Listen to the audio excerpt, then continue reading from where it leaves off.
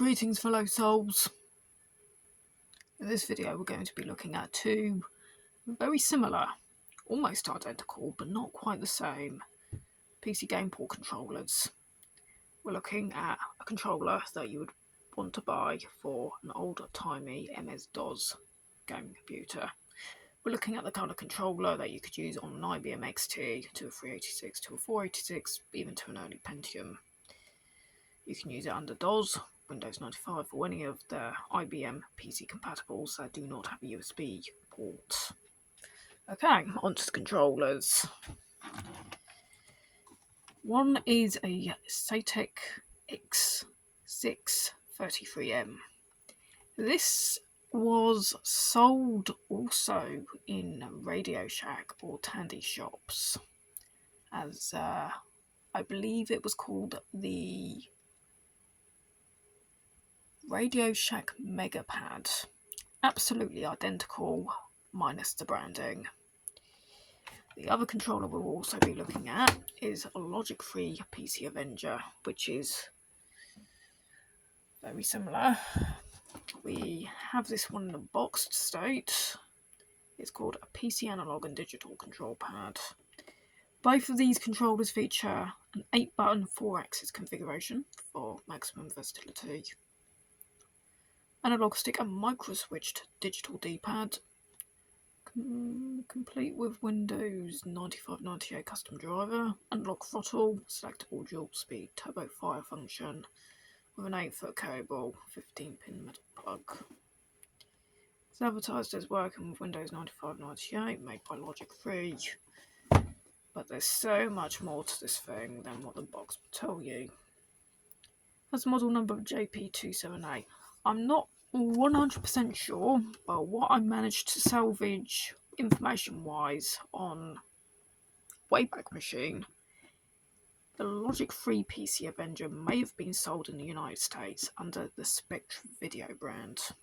I can't 100% confirm this because my searches on eBay, American eBay sellers, has returned me with nothing to say. Okay, if we look on the back, it's more or less the same. Okay, if we open up the box, we then begin to see what exactly does make these two controllers different.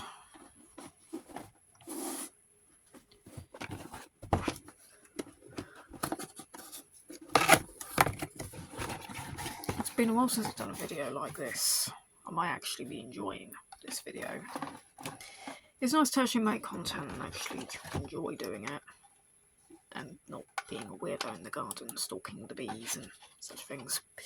Anyway, we have a driver's disc. Unfortunately, I can't show you this driver's disc because my attempts to install the driver results in nothing, so I think the disc could be damaged or something. Either that or my floppy drive's busted.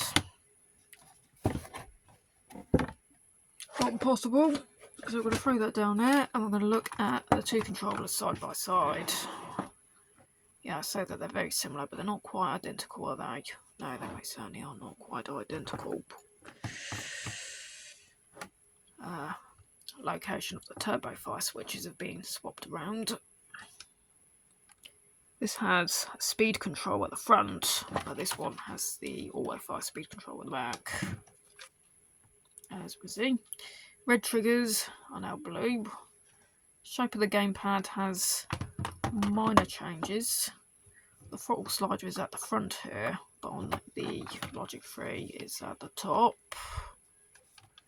The analog stick is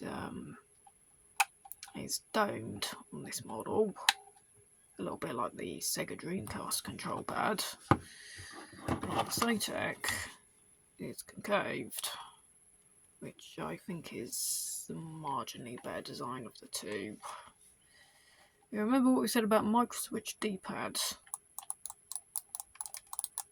I told you no lies there.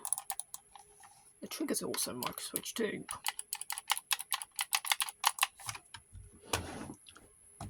Just like a mouse. Again, these micro switches also persist in the case of the Logic3, even if the directional pad is a different style. The trigger is also micro switched.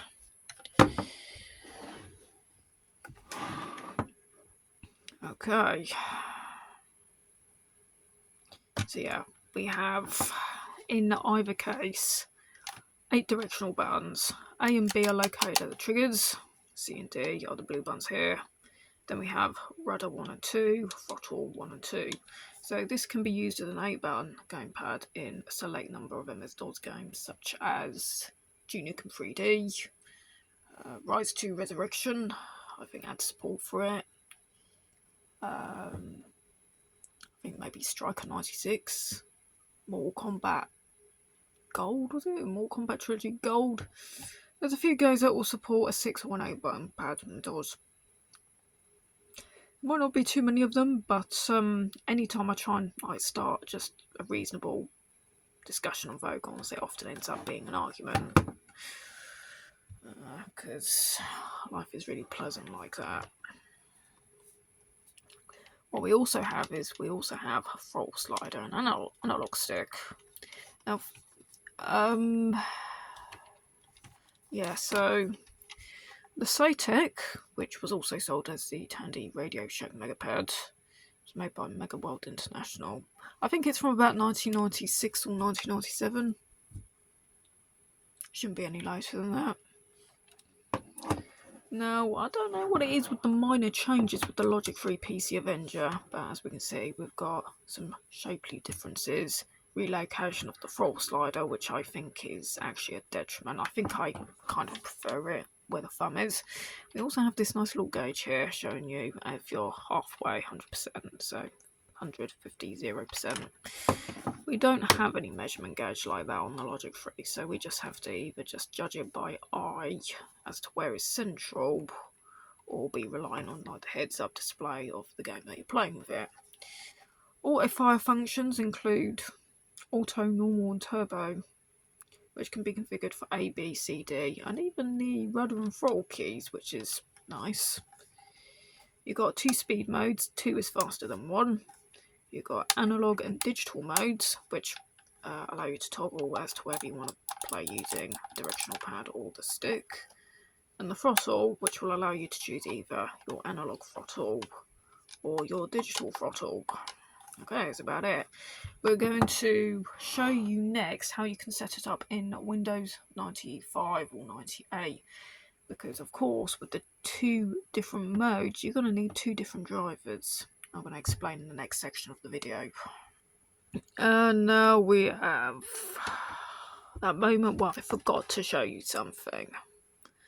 These are the connectors he's used because these are real old retro gaming controllers, pre-USB era. Yeah, 15-pin DA15 sub-D serial connector.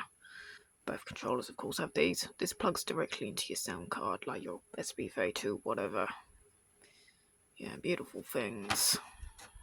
So after plugging this thing in your sound card socket and things start getting kind of electric, should I get my camera a bit more centered than that?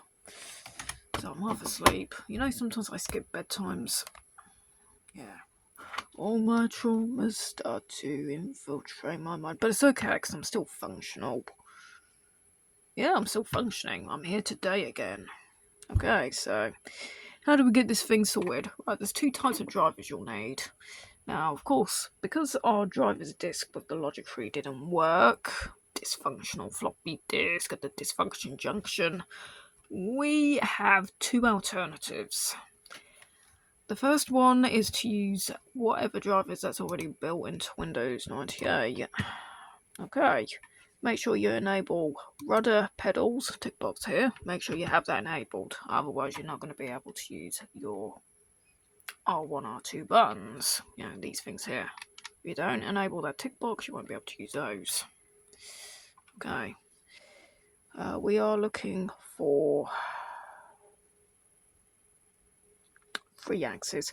I know the box said 4 axes, but the 4th axis is actually the rudder and pedals, so we're going to be looking for a 3-axis 4-button joystick with the rudder and pedals enabled. Okay, so that's what you need to enable to get the initial basic functioning, which is very good if you want to use the throttle and the stick. Not so good if you want to use the more digital functions, but we have a solution to that later on. Okay, so once we've got that set, as I've just said to you, you should have OK, given that nothing's all messed up inside your machine. And there we go, analog throttle, OK. So of course in theory it should work.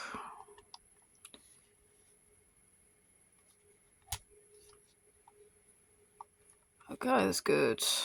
Very good. Okay, so whenever I slide that, our third axis is operating. To use our fourth axis, there we go. So R1, R2 functions as the fourth axis bar. Analog stick, beautiful. And then we've got our 4 fire buttons. 3, 4, 1 and 2. Now I do have an understanding that this is a bit of an unusual location. We'll talk about that a little bit later in the video when we compare it to my old favourite, the Untitled PC Makopad Pro, which despite being a 6-button model is still superior in a number of ways. Again, we'll get to that later in the video. Right, the alternative option in getting this controller working under Windows 98 is to find an alternative driver on the internet. It's called the GP8 driver, the A4Tech GP8. This controller will give you, this driver will give you 8 buttons. I mean, you can use your digital buttons in the configuration I just showed you, but a lot of games don't function like that. They won't see, if they expect an 8-button pad, they refuse to read from the third and the fourth axes. Ace Lightning is one of those games that does that. You have to use a GPA driver or like a digital 8-button driver if you want to play that game. Now the thing is about the GP8 driver, here we go, the A4Tech Easy Gamepad GP8. The thing you have to bear in mind with that, you got to look for it on the internet and then load it, because this is not a native driver.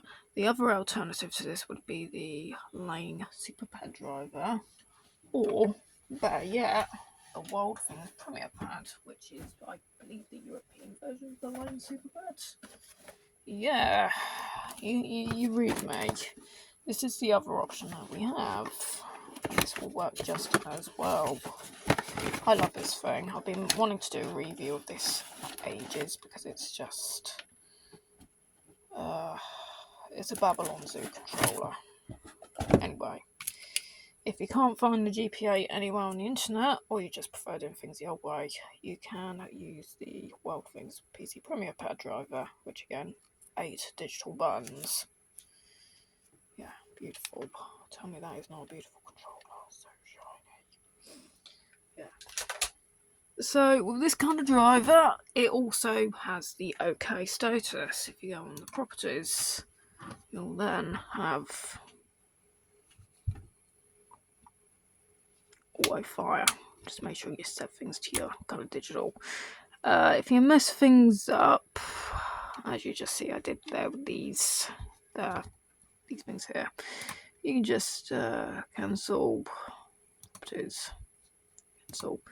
If you screw that up, you can just remove the driver and just reload it again. Add.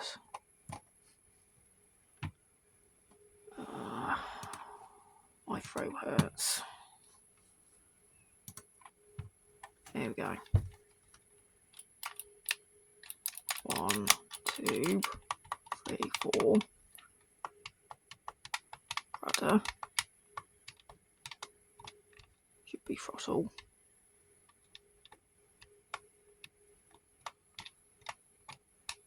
That's weird. Okay. So you just have to make sure you get things right here. Okay. So it can be said that you can switch them on the fly, but don't blame me if the game suddenly goes kind of unstable. So you can still use the analog stick with a digital driver, which is true because you can use the graphics gamepad with any game that supports a 2-button or 4-button joystick. That's always been true. Okay, so you can just switch it like that, and you can switch it to analog mode like this. However, doing this with the throttle is probably less advisable. Okay, so we have...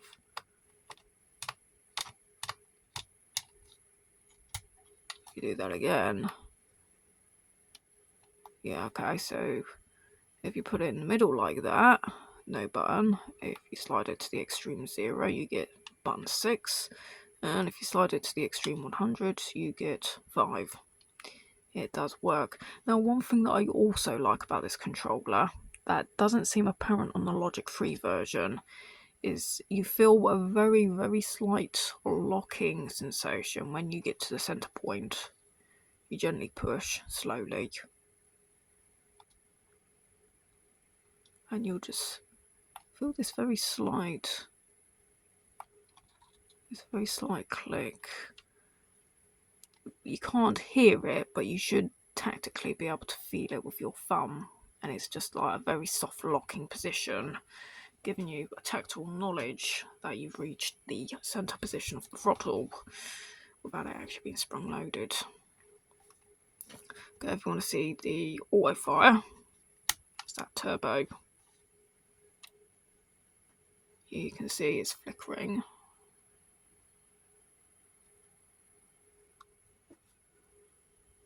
That is on speed 1 or speed 2? Speed 1. We said it's speed 2. Okay, we're going to switch speed again. Yeah, speed 2 is faster than speed 1, no doubt about that. And it's quite nice that you can also apply the auto fire to the rudder and the throttle, which, if I remember well, that was something I'm not sure if we could do with the PowerPad Pro. My memory's not too hot on that. Yeah.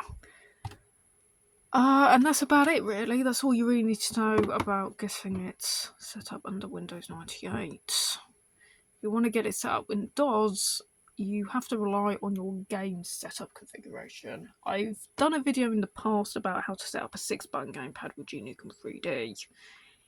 The procedure is largely identical with these, but you also have to set up a rudder as well if you want to have that 8-button configurability, or if you actually want to use the actual rudder throttle.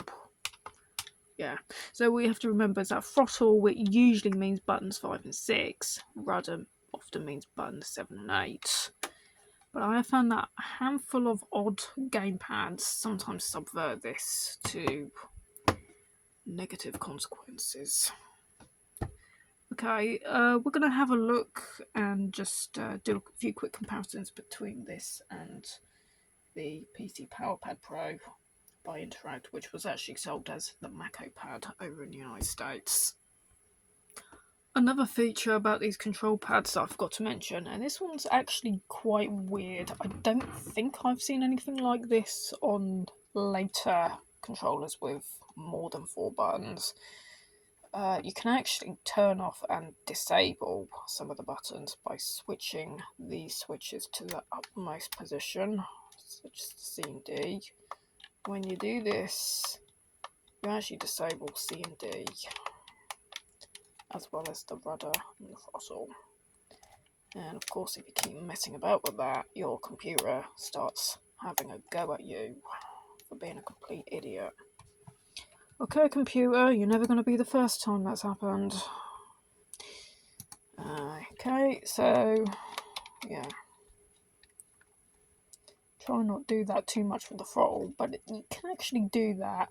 Of course, you can't really do it with the A and B buttons because they are fundamental to virtually every gamepad and joystick that was ever released for the IBM compatible. 2 buttons is the absolute minimum. So that's why on this set of switches you have off, normal and turbo. But over here we have auto, normal and turbo. Now if you go on auto, the buttons will just actually keep firing even if you're not pressing the triggers. So you can just cheat your way through the game, let the controller do all the firing for you, and you just do this directional thing. Probably handy if you want to cheat through, like, I don't know, microcosm or overstorm or something like that. And just be really lazy and hardly enjoy the actual artistic merit of the terrible gameplay design. I love those games. Alright, we're going to look at the intro now. We will see that the PC power pads, even though it doesn't have the premium of a micro-switch D-pad or shoulder triggers, the overall build construction quality is vastly superior. Yeah, you didn't see that coming, did you? Now, Saitek have made some amazing controllers over the years, such as the Cyborg 3D Gold and a lot of like Fly Sims, and I'm not sure if they were the ones that actually manufactured that Armored Core control deck. It's like literally like a control disc with like everything to control your mecha with. Yeah, my friend in Switzerland has one of those because he's a Steel Battalion enthusiast. That guy really knows his stuff. Puts me to shame. But yeah, the thing is, the reason why I'm making comparisons with this is because equally it has a slider. In the United Kingdom, it's a little bit more common. Yeah. But it only has 6 buttons. There's no 8 button 7, 8. There's no rudder control. You just have a throttle, buttons 5 and 6, otherwise known as L, R, A, B, C, and D. But I think most gamers are still going to prefer this because the first reason being is your A and B buttons are actually in a more conventional location, rather than the shoulder triggers. I'm not saying shoulder triggers are bad, but a lot of those with a conventional playing style generally prefer using their thumb to fire. Unless you liked using joysticks on like the Commodore Amiga in games like Zork 2, Turrican and that, you're not really probably going to have much appreciation for your primary A and B buttons at the shoulder thing. You've got to remember A and B are going to be the main buttons you use in most games because a very high proportion of those games don't require any more than about 4 buttons. There's only a few late releases like Rise to Resurrection, Duke Nukem 3D, Striker 96, maybe a handful of small games. One of the more combo games, I don't know. And of course, the later releases, the more decent versions of Street Fighter 2 support 6 buttons, but 8 is relatively rare. But if it wasn't just the face buttons was enough, the all-important joystick. Now, on the Interact, the joystick is, yeah, it's a bit rusty, but I tell you something, it's solid. It's solid. This thing has the real feel of something made by Nintendo. It's as good as a Nintendo 64 Virtual Boy gamepad. I think in some ways it's even better than real Nintendo. It's got a great feel. The plastic is not like that kind of creaky nylon, but it's got a high... I don't think it's high impact ABS, but it's close. Now, unfortunately, the Saitek, when I got this in the post, seller didn't describe this, but there is a crack in the all-plastic shaft. You can see it right there, right in front of my fingernail. That, at some point, is going to snap. I could snap it right now if I wanted to. Of course I don't. The stick, unfortunately, is really frail. It's fragile. But it's a shame because the potentiometers are still really good. And unfortunately, it doesn't really appear that the Logic 3 is any better. I think the shaft is only marginally thicker. It's hard to say because this is so dirty. I do apologise for that, but this is old hardware. You have to expect it if you're going to be playing about with these things yourself. I think the shaft is only marginally thicker than the Saitek. There's no metal reinforcement like with the Interact. Likewise, the plastic on both of these controllers has... it's not a bad feel. It's a smooth, glossy kind of feel. Both gamepads have reasonable weight to them, which I guess you would expect because of the micro switches and other such premium features. But I don't know. You got like this really shiny matte feel, and for some strange reason, you get this kind of artifacting that comes really easily if you scratch it or subject it to like a lot of abuse, like a lot of gamers unfortunately do, due to just general lack of maturity. You get all kinds of things like this. But also these kind of marks also seem to appear from just storage. It seems to be the cable that causes it.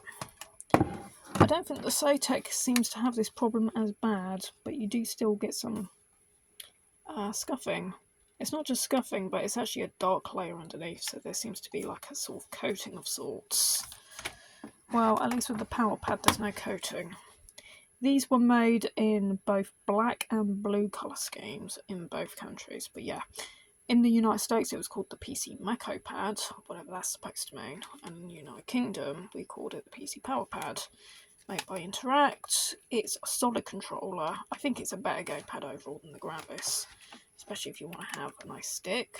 Really like playing terminal velocity with this, which you fellow sods would know that already if you've had a look at my review of this. The directional pad is again quite good. It's not micro switched, but it's nice and wide. It's got a nice little dip so I can rest. I'm tipping there.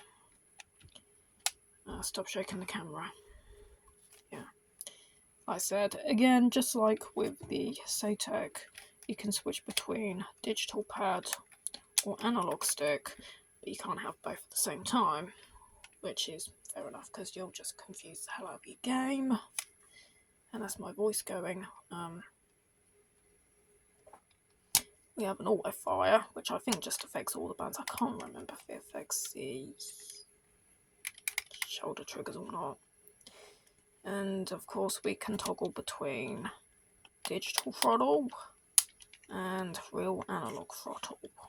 You've got to also remember that you also have a throttle button under here, so you can either use these for the control, you can use this for the control, which is nice if you're using the stick. That might be better if you're using the stick. Pardon me, sorry, that didn't sound nice. And yeah, I've completely forgotten what I was going to say there. Interact Power Pad Pro, yeah. So yeah, that's probably everything you really need to know about these. You get more buttons, more functions, you get a nice micro switch directional control, but you do get a very flimsy stick.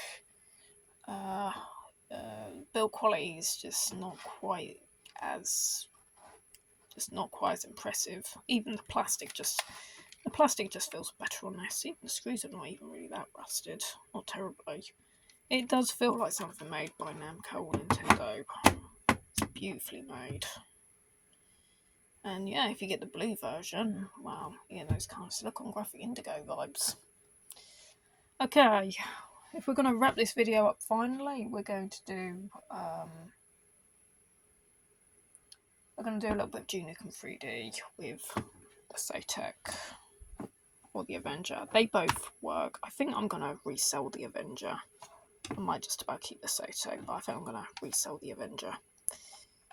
Yeah, it's a nice gamepad.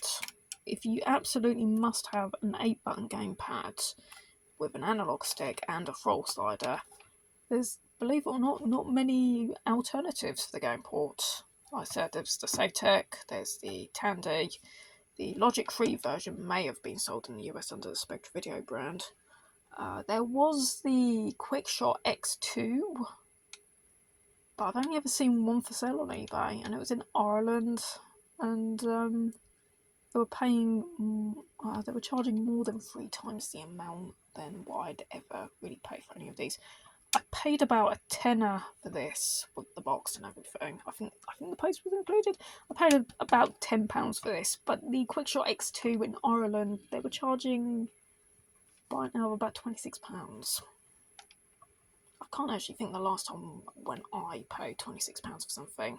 I did actually sell a Quickshot 2 joystick for £27 lately, but you know, that wasn't my decision. That was someone else's. And it was fine. I respect it. Totally. Again, the Saitek, I paid even less for this. The seller didn't tell me that the joystick was damaged, so not too happy with that. But the rest of it is working fine. At least the pots are working, so I suppose I could do a little bit of a glue job on that and might hold out a bit better. Probably not much you can do to reinforce it though, because I'm not a steelsmith or an ironmonger. But yeah, if you just want something that covers most of your 4-button needs with a joystick, this is probably the better choice because they're a bit more common overall. I have to say that the Saitek doesn't appear as much as the Logic3 in United Kingdom. Actually, I think this was the first time I actually saw one for auction. I've seen other sellers charge, I generally ask for a lot more. But overall, if you've got £10, and none of these are available for £10, but you got these for £10, you might not really need to bother waiting more because, as I said, there's probably like fewer than 15 games that make use of 8 buttons, and you know, if it includes Rise 2 Resurrection, you know, not all those games are going to be that great. I mean, I actually appreciate Rise of the Robots for its art aesthetic.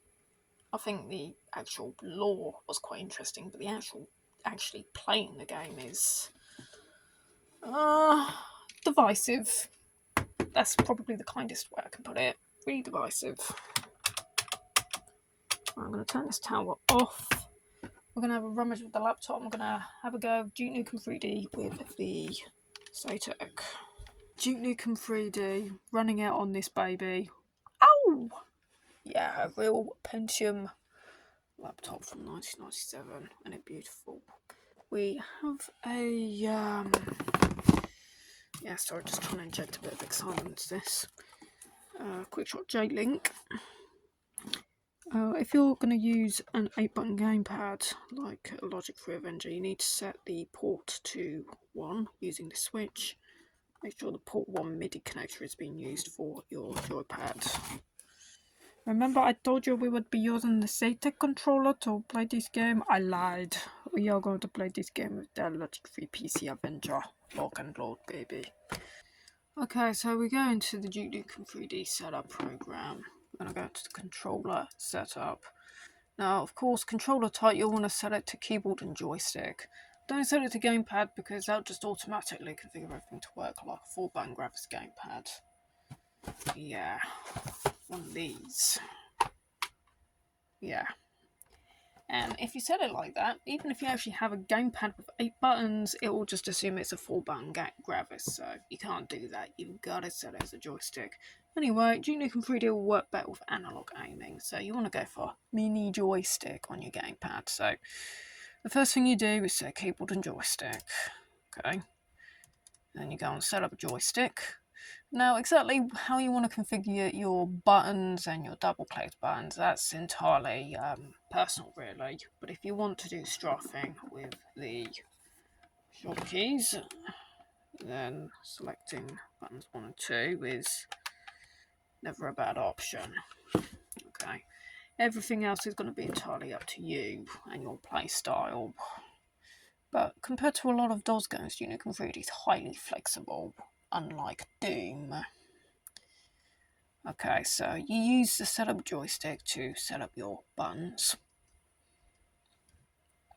Make sure you set it to joystick port 1 and not joystick port 2, since that refers to individual cards, I believe.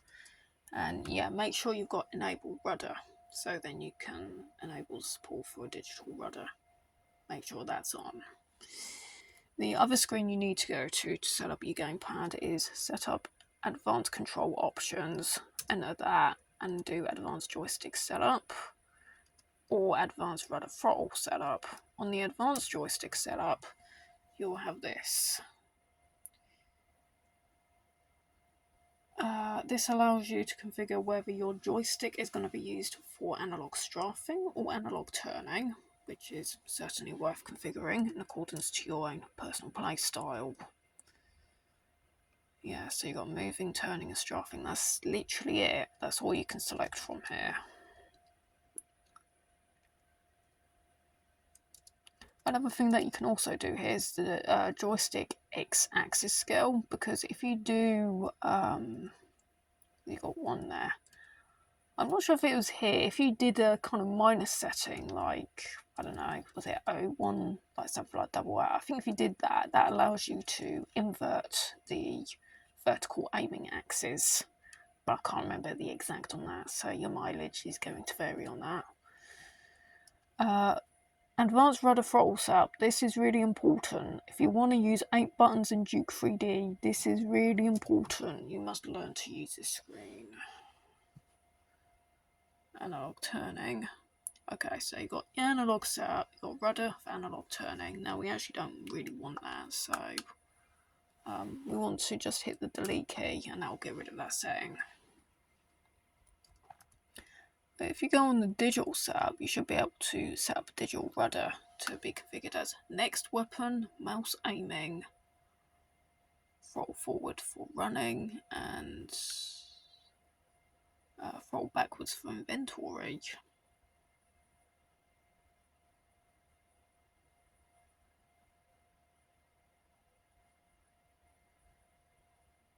Well, it seemed like that, but actually the rudder right, we need to set that as jump. Left. Okay, we're going to do jump there. We need a jump button, highly important. Right, jump, mouse aiming, run. Yeah, I think that'll do. Then when you're done with that, just save and launch. The game should start running. Right, and then you get that calibration screen, which is common for all kinds of joysticks. So you just leave your little thumbstick centered, hit one of the trigger, one of the shoulder triggers. Then you go into the upper left corner, press a button. Lower right corner, press a button, center the rudder control, but it's just digital buttons anyway, so just hit the button. Game's gonna load. And this is how the game should play. So, I said, we're going to have and you can control it just as well as the PlayStation version, but only you get a nice frame rate, so, okay.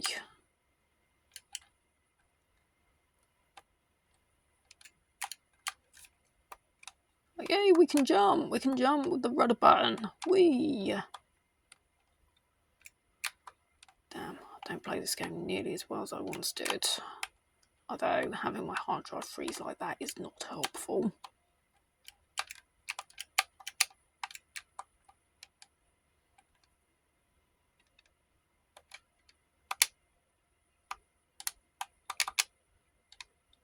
Yeah, just double tap. I double tap the crouch button to open doors and stuff like that.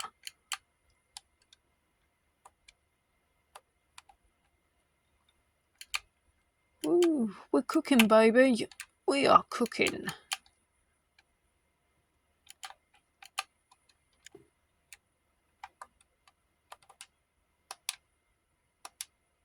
That's right, we still have our mouse aiming. Very useful.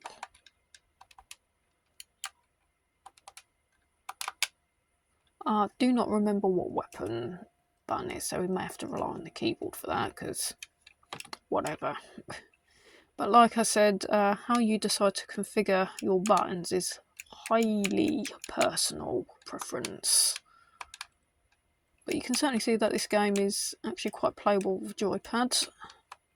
I've never been a fan of mouse and keyboard for this type of game. I mean, I don't mind a bit of mouse and keyboard for like a bit of Command and Conquer or something like that, but my favourite way to play Duke is actually with a tabletop joystick, like Sidewinder Precision 2.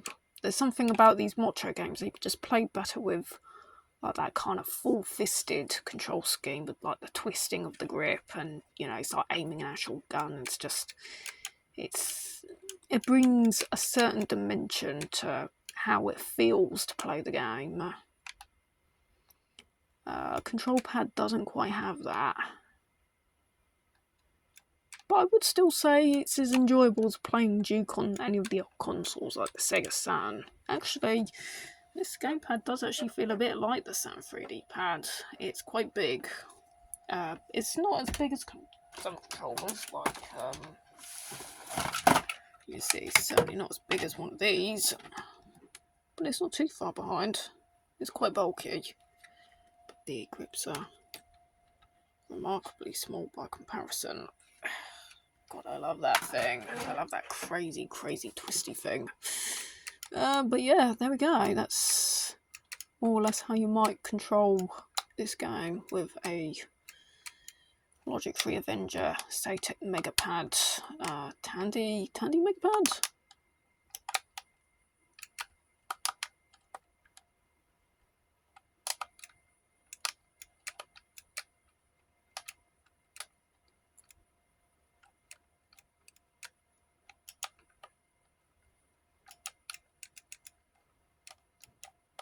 Never mind Panic at the Disco, we're going through Panic at the Cinema.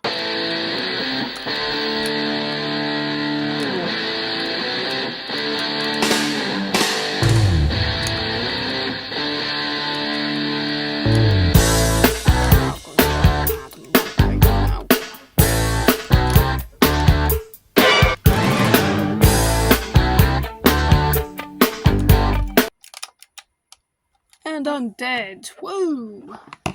Man, did we have a party. Alright, hello souls. That's my end for tonight. I think it's like 4 o'clock in the morning. Yeah, it's about 4 o'clock in the morning. I've got a postman that's going to be coming out around about 10 or so. I haven't been to bed. I'm having way too much fun for that. Alright, hope you guys are having fun too. Yeah, okay. Rock on, take care. Don't be like me. Don't go crazy. Well, if you do go crazy, make sure you enjoy it. Okay, over and out. See ya.